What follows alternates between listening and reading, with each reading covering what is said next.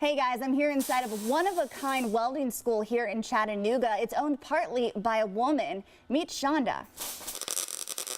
It is very empowering to do this. Shonda Maldonado is the co-owner of Chambers Welding and Fabrication here in Chattanooga. As a minority female working in a male-dominated industry, especially as a boss, she tends to stick out.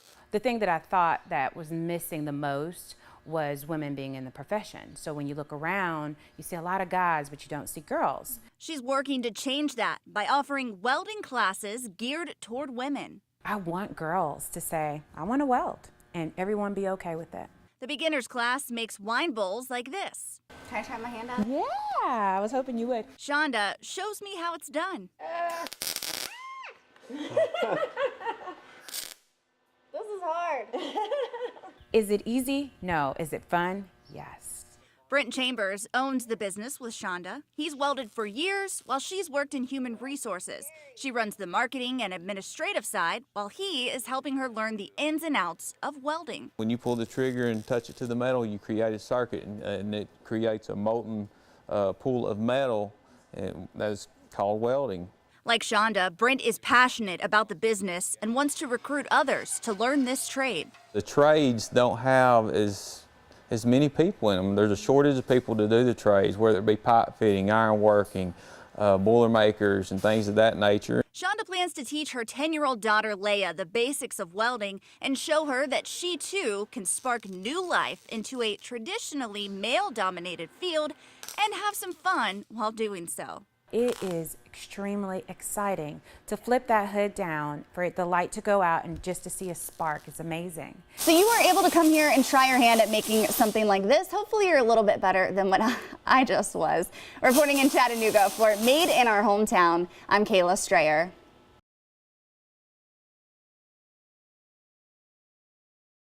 What a day for this sweet cat with a will to live. After 4 days of being stuck inside this wall, the cat is pulled to safety. Up, yep. Oh! Here we go! Hi! Brad Singleton and John Cable with Anderson Gutter and Tree Service have rescued plenty of cats stuck in trees, but never something quite like this. This is unusual, a cat in a confined space, and they're much more challenging. They first used a skid loader to pull the blocks up out of the wall. After that, it took nearly an hour of work to cut the drain pipe that the cat was stuck inside. Poor guy wants out and deserves out so bad. Finally getting to this priceless moment. Hi! Yeah, nice Brad, you're amazing! Oh my gosh, hi baby! This one was unique, a learning experience for sure, but it worked out. These two are being called heroes by our Facebook viewers. They first got the call about the cat from this woman, Julia Anderson. She learned about it from a neighborhood Facebook group and then jumped in to help, paying more than $500 out of pocket for this rescue to happen. God makes it all possible. It's one of thousands Julia has been a part of, but never quite like this. Yes, this is my first, confined space calling a tree company to rescue the cat. She runs an animal rescue group called Bow Wow Meow. If I don't do it, the animals are gonna die. Tonight, this one alive and well at McCamey Animal Center. Yes, there's a chip. This dairy farm in Cleveland is still going strong, as you can see, but dairy here and around the country isn't what it used to be. In Cleveland, Tennessee, David Hanna and his brother Charles have been milking cows here their whole life, just like their dad did before them and his dad before that. We got a pretty good thing going. Almost 2 centuries in the same spot. We probably qualify for our bicentennial historical markers. Farmers take great pride in the continuation of their family legacies in agriculture. Julie Walker works with farmers across the Southeast. She knows the threat of losing that legacy has led some across the country to suicide. That pressure in the farming community is absolutely immense and cannot be described. Hannah says a changing industry Milk's probably bringing less today than it was when we started in 1981. has left the threat of losing all this looming over his head and others. Competition in the marketplace with milk processors has led Some of the companies that buy milk into sending dairy farmers letters saying we no longer need your milk. Those letters have forced dozens of other dairy farmers out of business. I can only imagine that it's absolutely devastating. That can really have a blow to their ego. Psychologist Sam Bernard says losing the ability to contribute has left many farmers feeling like they have nowhere else to turn. When they're not able to produce what they're seeing that they need to be producing, they really start having some self-esteem issues. I can imagine it being that devastating. Now, the Hanna brothers say that even though they don't know what the future holds, if they're not a commercial dairy farm at some time in the future, they will still always be a family farm here in Cleveland. Reporting in Cleveland, Ali Levine, News Channel 9.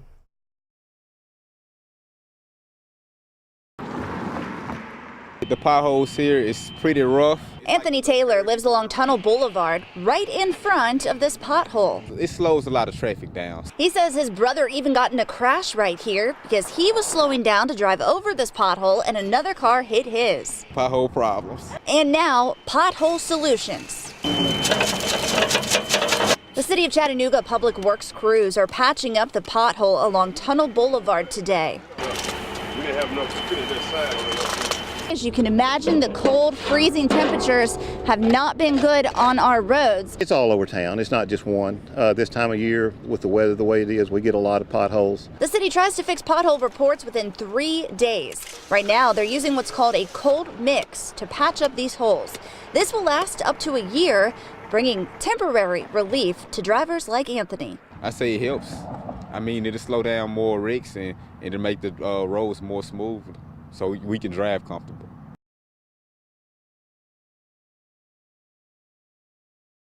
If it's hot outside, it's even hotter inside Wedgwood Cleaners. If it's 100 degrees outside, it's probably 115 degrees inside. Walter Chapman is a manager for the dry cleaning business. Working in the heat can be rough, especially during July and August, the peak time. We have fans everywhere. We try to keep the air moving around, but it can be really difficult. 6 to 8 people are on staff every day, and the key is staying hydrated. If you start to feel your stuff getting hot, then the best thing to do is to get in front of the fan and let yourself cool down, drink some water.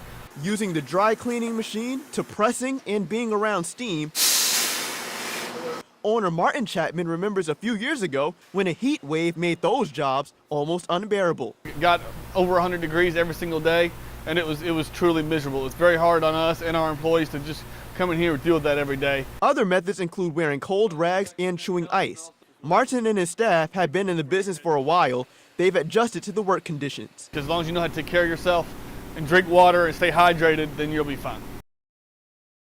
Good morning, everybody. This is how Black Friday started this morning at Hamilton Place Mall. We got here at 3:30. We didn't sleep at all. Yeah, we stayed up all night. As they prepared for the rush, the longest line in the mall formed at Victoria's Secret's Pink Store. When the gates opened at 6 a.m., chaos. The hot items, Sherpas. They are warm fleeces that usually sell for up to $90, now just $35. Sarita Lewis made it out with some. I have about 3 for the hoodies and 4 pair of the fleece leggings. Shopping on Black Friday is nothing new for her. She's done it for at least 20 years. Just got to get in, fit in where you can get in. This is expected to be a record-setting Black Friday crowd at Hamilton Place. That's according to the mall's marketing director, Taylor Bostwick. The National Retail Federation says holiday sales will be up 4 to 5%. So we don't know what that means in terms of crowds, but we know people are going to be here. Because of the crowd expected to come to the mall, Hamilton Place opened a half an hour earlier this morning at 5:30 and will keep its doors open until about 10 o'clock tonight. Some people are Black Friday shopping for the first time. Well, my best friend dragged me out of bed, and then it's a good deal. Then Christmas around the corner. It's pretty crazy, pretty chaotic. Just coming here to shop for my mom and get a couple things for the family.